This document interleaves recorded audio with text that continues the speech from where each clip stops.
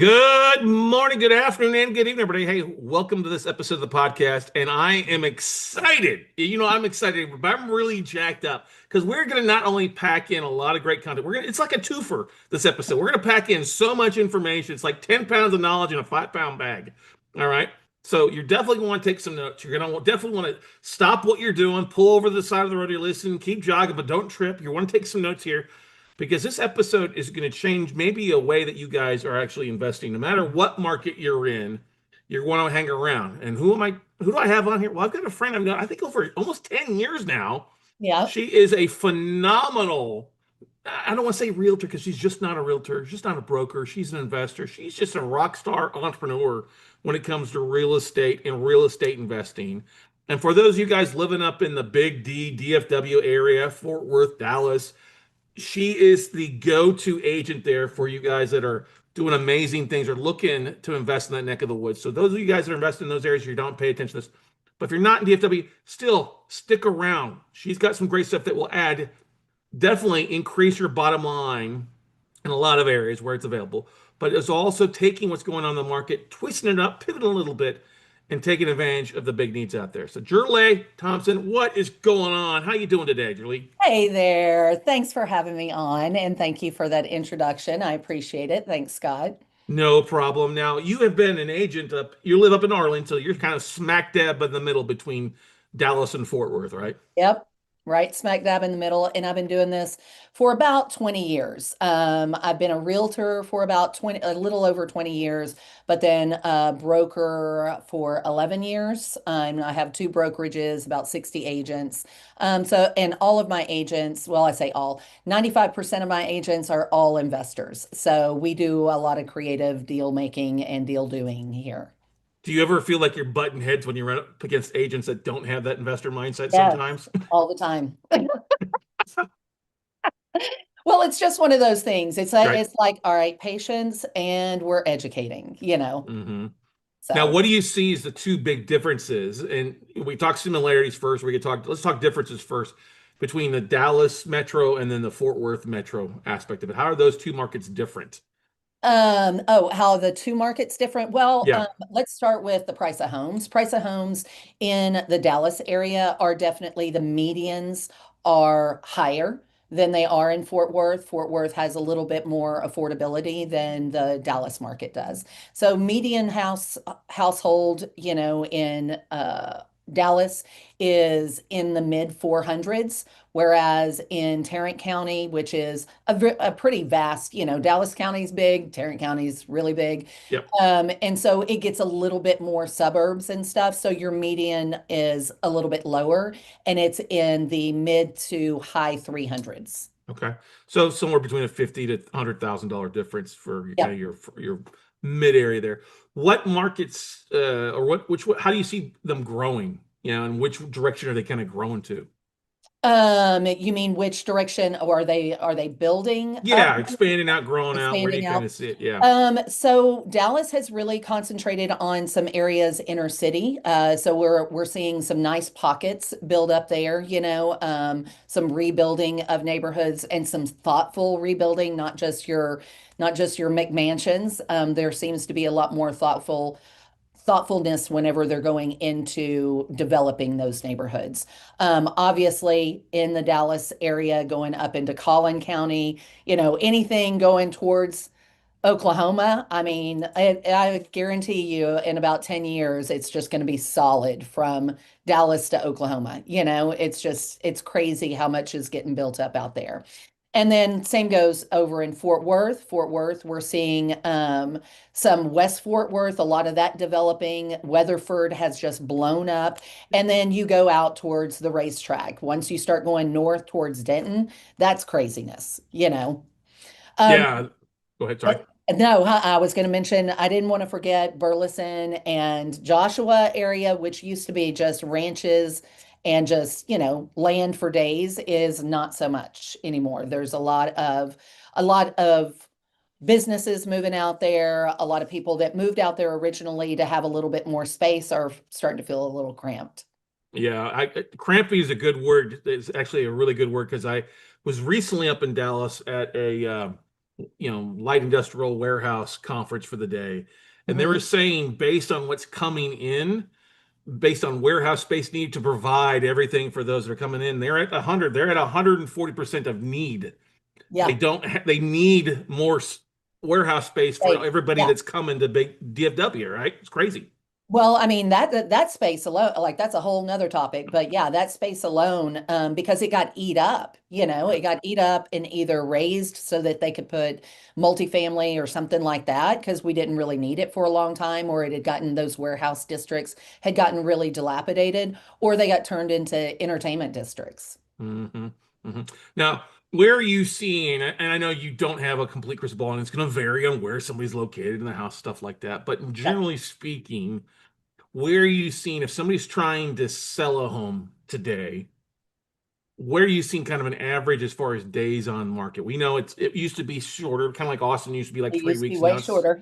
yeah, it used to be way shorter, exactly. Yeah, yeah. What are you kind of seeing, ballpark wise? We're not going to hold you So to really anything. you're looking at a 90-day cycle now. That's really what we're seeing more of. This summer, I was saying expect at least 60 days. We're at 90 days. Wow. So it's not, I think what freaks so many people out is because we had so many years there of just exponential growth and like things. I mean, it was unheard of. I mean, it was all-time lows of interest rates. Like we've never seen anything like that before. So that because it went on and it was such a frenzy for so long, then people just accepted that that was the norm and that was nowhere close to the norm. So we're at 90 days, and give or take, and it really depends on pricing it right. When I have a client that says, well, I want to start high and we can move down. I'm like, absolutely not. Starting high is a kiss of death, and you will hate me by the end of this transaction. Well, So, you want to start low, make it a competitive bidding offer yes, versus the other yes. way around, right? Yeah, I mean, at least come on, get in the ballpark. So, the starting high is really the kiss of death because it is definitely, we've sloped downward, even though we've seen year over year, like we're up some, but it's definitely longer days on market. About a third before they get to closing have done at least one reduction, if not several. It's definitely, buyers out there have a lot more say so in what they can get and, whether they want seller concessions or you want repairs or just a reduction or a buy down on your rate, you Hmm. know. Yeah, that definitely makes a lot of sense there. Are you starting to see more distress stuff hitting the market? People who've maybe been Slowly. above or short sales, stuff like that, distress listing foreclosures? It's funny, I was just talking to another agent broker that's here in Dallas, and she's like, the short sales have changed so much since, when short sales actually were built to help, the homeowner. They were built to help the homeowner and they took time and it bought the homeowner some time. These days, there's so many qualifying factors that it is not the help that it used to be. It definitely and there's the risk is way higher that you're going to end up in foreclosure if you try to go the short sale route. So that you would think we would be seeing more, but the banks have really put in a lot of red tape so that you can't qualify. Most homes can't qualify or homeowners can't qualify for the short sale.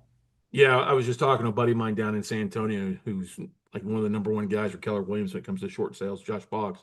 And he was mentioning that it's no like it used to be. I mean, Oh, and the banks sometimes have unrealistic pricing or absolutely. valuations of the house as well, right? Yeah, absolutely. And then the requirements of you've got to be out of a job, or it can't just be I've fallen on hardship, or my pay just went down, they just cut my pay or something like that. Like it's got to be you're almost desolate, and then there's no guarantee that it won't just automatically go to foreclosure anyway. So, Mm, good times. yeah. Because we track the foreclosures through the Roddy list on a regular basis, and we keep Yep. seeing them ticking up across that whole area there in DW. Every Yeah. county seemed to have a little bit more It's coming definitely across. going up. Well, I mean, you got to figure, with uh our economic, the way things are going, economically, and then also just the labor numbers. A lot of people have been laid off. So that's going to That's going to continue to be a problem. And the gig economy isn't paying the bills either on Uber or whatever, DoorDash No, or whatever it's like that not. too. It's not because No, everything went up, you know? Like, all right, well, what do I get extra tips? No, you don't because they don't have money either, you know? no, exactly. I Yeah. can't. Somebody was saying, "Oh, you shouldn't go out to eat unless you can tip 40%." I'm like, 40%? When Oh did my we God. get to 40%? Yeah, I What? don't know. I was like, you've never waited tables before. 15 used to be the norm, but now it's like Yeah. 18 and 20. 18 and 20. Heck, there's some places that are counter service that they don't even offer you 18. It's 20, 25, or other. And I'm like, Yeah. other all day. You're behind a counter. Like Yeah, you're not even coming to my table. exactly. The So heck? let's talk about a little unemployment, but let's talk about what you're because you mentioned that you've got 60 investor friendly agents Yep. across DFW and other parts of the state of Texas there for you. But we were also talking beforehand about the number of realtors that are kind of hanging up their shingle for a little bit somewhere and doing something Yeah. else, huh? Well, and this happens every time, right? I was around during 2008 and we're not to 2008 right now, but 2008, I mean, you're in an office of 500 agents and all of a sudden, in 6 months, it's almost half that. I mean, we're not there, but I've already had several agents go, I'm going to let my license expire or I'm going inactive.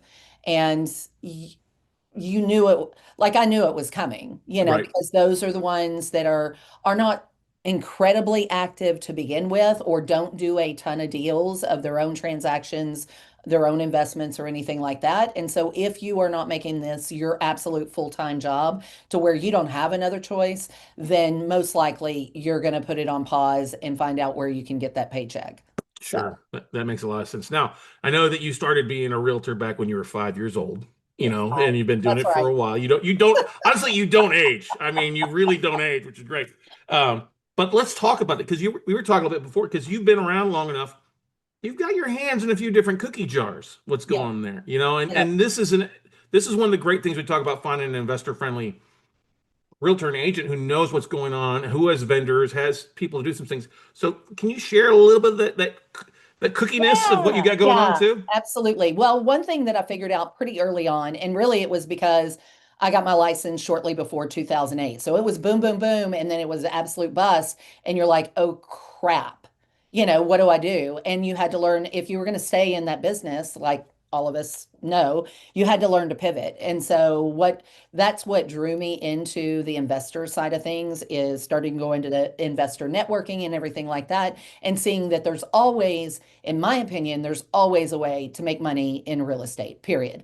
You've just got to be creative about it. You can't, it's not always the same track, right? Mhm. So, as things started to turn about a year ago, we started discussing, all right, what's the next move? And my parents own a roofing and construction company that I'm partnered in.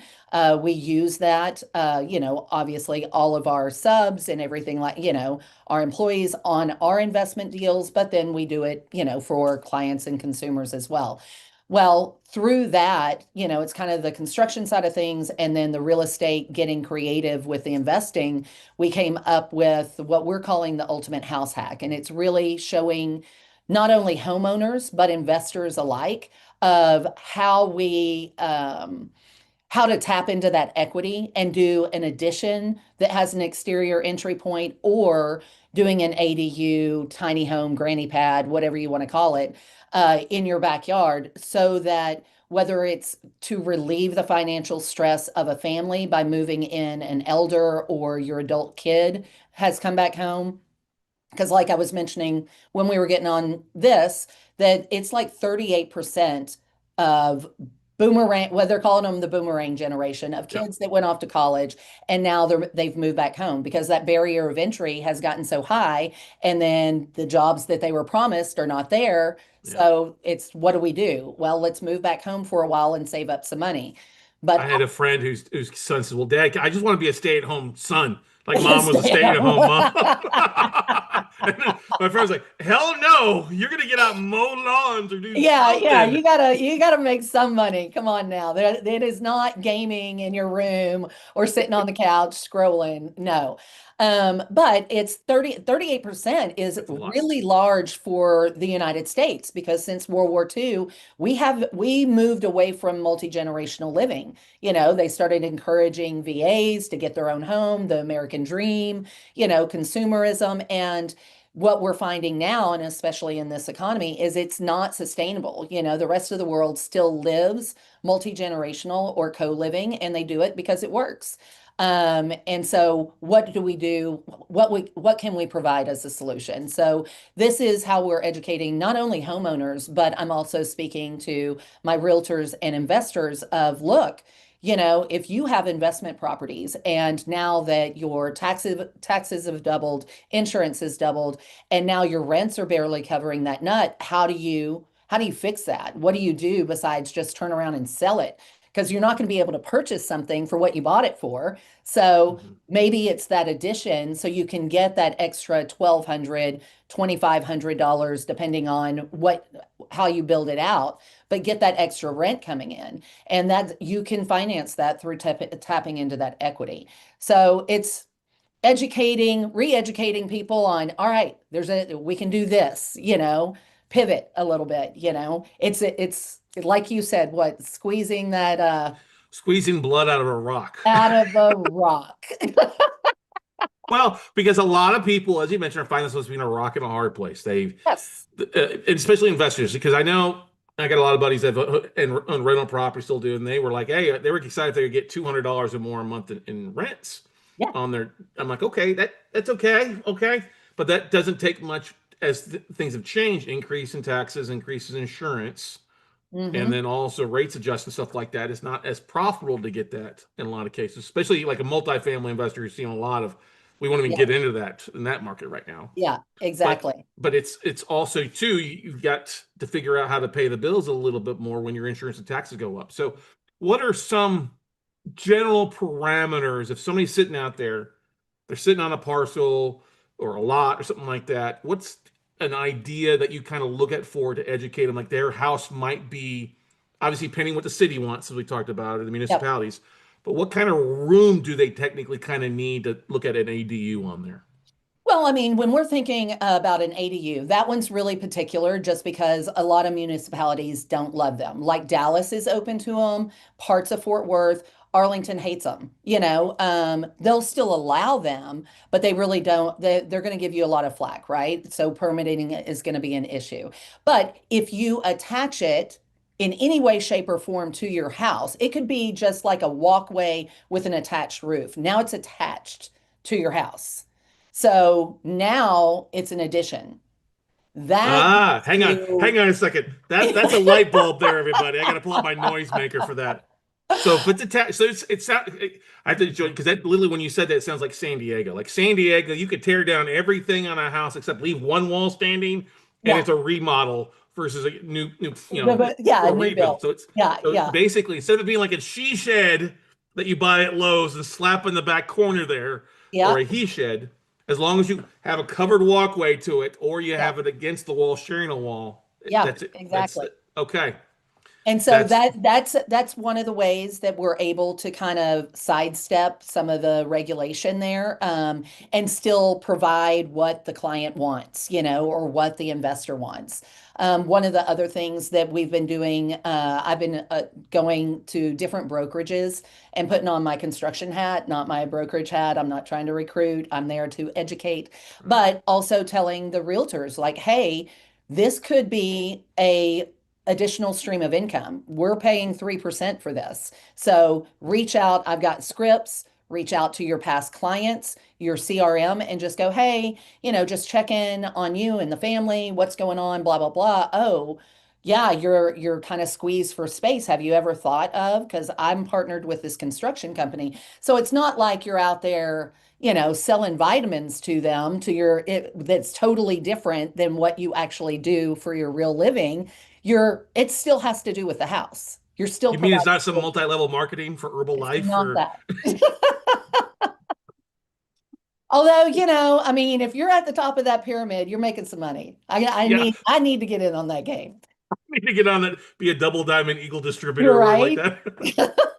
that. So this is it's obviously a different take. And Yep. I think it's nice because it's your existing structure. And how are people affording to taking a line of credit out? They probably Yeah, not it kind of refinancing. depends. Hmm? It depends. Most people are not totally refinancing. They're taking out a HELOC or a line of credit or a home improvement loan. And there's several different products out there that you can do. But if you took out one HELOC, then you can't do a cash out refi. You can't, so there's different nuances when it comes to the financing. Obviously, I'm not a mortgage person, but we have a mortgage person on a regular basis on our webinars. So they come on, they educate. We're trying to do our monthly webinar to where we're educating not only homeowners, but also investors and realtors alike on what this process looks like. Because if they already have a second, then they need to do probably a line of credit. But they Hmm. assess, all right, it's based on your equity. If you've been in your home longer than 3, 4 years, you've got freaking equity there. And most families across the nation do not tap into their equity until they go to sell. That's the only time that they go to capture it. One thing I didn't realize until I started doing this is I think it was the early 90s when they finally were put together Allowing the people to HELOC, tap into their their equity equity. is Yeah. So it 95. it really has not been around that long. And so therefore, most people don't, I know for the first half of my career in real estate, I had heard HELOCs. I didn't have any idea what they were and how they worked, because there was no need. I'm just selling you the home. I don't know what happens after you own the home. Mhm.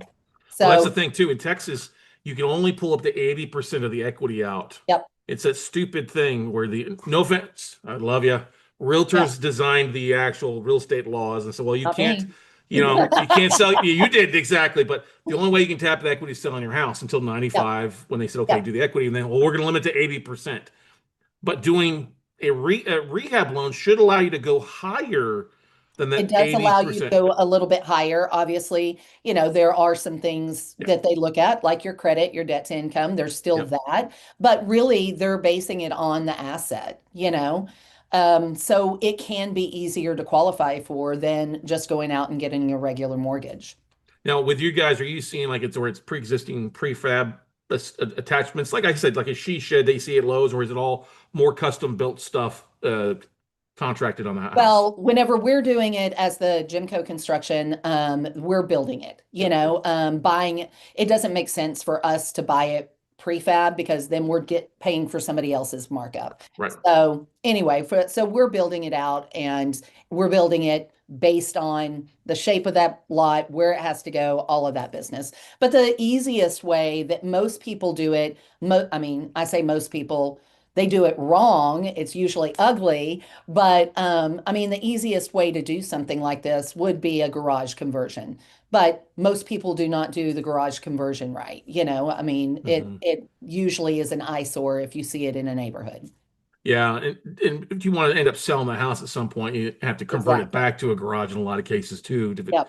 meets standards of that. But um, ideal footage. What's the smallest, or maybe what's the biggest ones you've seen so far on a square footage wise? So the smallest are usually right around 400, 450 square feet. So about And 20 by 25, somewhere around there, right? yeah, Yeah, and yeah. that one is basically the bedrooms is big enough for a bed because we try to make sure that we want it, even though it might be a little bit more like a studio space, but give a little bit of privacy, give a little bit, of room. And it also depends on who are you making it for?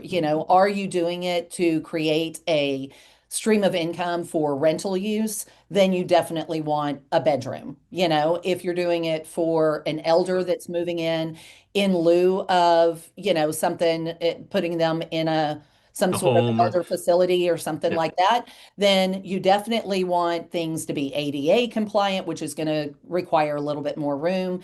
And then also you may want to be able to have some room for a nurse to stay there. So sometimes that's two bedrooms. Sometimes that just means like it's a Murphy bed. mm. But it just depends. Are you seeing lot size? Obviously, lot size plays a big part of that. Yeah. What's kind of the minimum lot size? I mean, the house will vary, but if we did and you may not know the answer to this, so forgive me. Say, Scott, I don't know the math, and I'm fine with that. But Yeah. we look in something where they've got more room in the back, more room in the front with a lot. Are we looking Well, at half an acre or no, smaller? it does not need to be half an acre. We're talking about regular city lots. We're Wow. Okay. talking about 0.25, 0.18 of an acre. These are not huge lots because, and most of the time, there are no municipalities that are going to let you build onto the front of the house unless you're talking porch or something like that Right. because of the easements needed, curbed or whatever. But we can do towards the back of the house. Yep. So, I mean, you can almost go, especially if you don't have any electrical easements or anything, like that, utility easements, then you can use up quite a bit of your lot. But it's not a standard like it has to be a 0.18 and up. It Sure. just kind of depends on how the house sits. No, that totally makes sense. Totally Yeah. makes sense on stuff like that for you. Obviously, it's all going to be contingent on the actual property and what's going on. Well, and one that we just did ended up being, a garage apartment. It's an attached garage, but the apartment's upstairs, but there's an exterior entry point. So there's stairwell in the back of the house, stairs going up to the back door. Now, are you seeing any city pushback? If I'm what I'm thinking is as far as, oh, well, we want to turn that into a rental, we want to turn that into an Density Airbnb. issues. Yeah. Yeah, are you seeing issues? So every time we go into permitting, and again, this depends on the municipality, some are more stringent than others, but that's their biggest concern. And that is the biggest concern when it comes to the ADUs. That's the reason that they're like, we don't want any, it's the density problem. Where I'm like, yeah, you say that. However, you approved that multifamily that is going to house 500, what's one person in my backyard? But as far as the pushback that we've seen, they have it written in a lot of this permitting that you can only rent to a family member or something like that. But then how do you enforce? Verify that, right? Yeah, Exactly. They can you send out can't somebody to really go. enforce that. Yeah, They just put that in there as a road bump. I'm not trying to tell anybody to break any laws or right. anything like. I am not an attorney. I'm just I'm just giving you the information. Well, like it's funny because like here in Austin, we got three different like organizations that are just cracking down on people doing Airbnbs inside the Oh yeah, city limits. It's ridiculous here yeah, in a lot of cases, and you see that in different parts of country as well out there. They don't yeah. get it. Okay, you I don't get sit on it. the zoning board here in Arlington, and it's on the zoning board once you've gotten caught for unpermitted work and the way that they're catching everybody, it doesn't matter if you bought the house like that or not. The way they're sending out drones. Drones Pictures, tattletaling on you, huh? yeah, taking pictures and then issuing those violations, and then you get to come in front of us. I'm like, oh, so anyway, I mean, I get it. I get it. We don't want a lot Right. of unpermitted work. I totally understand. But in my mind, the reason I got on this board to begin with is because I had so many issues Yeah. with the rebuild here in Arlington. And I was like, well, then if the permitting department is incredibly slow and there's all these hurdles, then what do I need to do to become part of the solution? So Right. becoming part of the solution is getting involved. So time frame for folks once they've got a thumbs up approval to put something up on average. Are we talking 30 days, 60 days, 90 days as far as kind Depending on how big, it can be 60 to 90 days, of, okay. as long as the permitting portion of that, all the pre-game that you have to do before you can break ground, that can be some of the biggest headaches, and that can be, 30 to 45 days in the get-go. So, Hmm. for stuff like that, then once you get the thumbs up, then things can move pretty quickly. Now, are you seeing folks utilize adding a bathroom or a half bath into a lot of Absolutely. these? Yeah. We Are do they a just running a lot water of that. hose through the window or are they What like now? extension cord? Yeah. I mean, that's really the thing though, because like you look back on houses, 20 years ago that they were building, it was just a two bed or two bath max, 3 bedroom, two bath, 4 bedroom, two bath. And now everybody has gotten so used to having their own bath. They're like, Well, why is it we need more four bedroom, four baths? Hmm. Hmm. Yeah. I Yeah, think that's also a part of like because of the way they started doing a lot of the or not dorm housing, student housing, which student housing, that was a way to get super creative with all of these students coming in to like I know we've witnessed it here in Arlington and Dallas and Fort Worth, a lot of the housing around the universities with your 4 and 5 bedroom, they all have their own bathroom, they just have the shared living and kitchen. Definitely. I even rented when I was going to school back in the day in New Braunfels, I rented a ADU, basically add on to a house. Yeah. It was a Yeah. 1-1 and it was cheaper than living in an apartment complex. And I still had my own driveway and a roof over my head. It wasn't big, but I didn't need to be big. It's just me, you know? Yeah. That's awesome. I love this creative aspect of things. And you're advising people not just in the DFW area, but all across kind of the United States out there Like too, right? literally, you don't have to be here. I know that I've had several people on TikTok and Instagram reach out to me and they're like, "Is this, allowable where I live?" And I'm like, "I don't know where you live, but Right. you can get a HELOC and you can get a home improvement loan or a line of credit anywhere across the United States." So, yeah, it should be as long as your municipality allows it, you should be able to do it. Now, obviously, construction costs have gone up across the country too with different Yeah. materials. What are you kind of seeing to build out a 20 by 25? We know it varies depending on what they want to put in it, but Yeah, it varies, but I would say bare minimum, we're looking at our cost is, well, I'm thinking of our cost. sure, sure, exactly. Um, so I would say that you're looking probably around 125 to 150 a Hmm. square foot for that sort of thing. While that seems high, we're talking about 400, 800 square feet, Yeah, and having to deal with your existing footprint. yeah. I know a lot of people think, well, it's adding on to my home. Why would it cost this much when I could go get a new home for 173 a square foot? And I'm like, well, yeah, well, that's a new loan and that's a new interest rate and that's a new and you're not having to deal with the existing footprint of the home. Right. And this way you still get to keep your low interest rate loan. Yeah. If you've got something like that and able to tap into the equity to maximize adding on a couple $100 a month, or a couple $100 a night if it's a Airbnb or Yeah. hey, Or you could do moving. the midterm rental. I Yeah. mean, midterm rental makes way more money than long-term rentals. So midterm rental is on an uptick. Yeah, they totally are. We see that definitely here in Austin. People couldn't get away the day in, day out, so they're doing midterm Yeah. and it works out fine. Yeah. Where Man, I've got so many questions here. I want to roll into this, but that's actually so running looking at 50, $60,000 is probably a minimum good starting point to get that. Exactly. You're attaching into the utilities, probably not into the HVAC, able to put probably a window unit or something We'll do like a in that. splitter. A I splitter, okay. like the splitters best just Yep. because they definitely monitor the air quality is just better. It's a better quality unit. And are you seeing any pushback on insurance, homeowners insurance on stuff like that, or are you seeing? Not really. I don't see much pushback on the insurance. They cover it, and especially like I said, if it's any way, shape, or form attached to the existing house, they just kind of okay, that adds on to the square footage. And one other thing I would like to mention is the reason we came up with this idea is I was trying to move my grandmother here from New Mexico.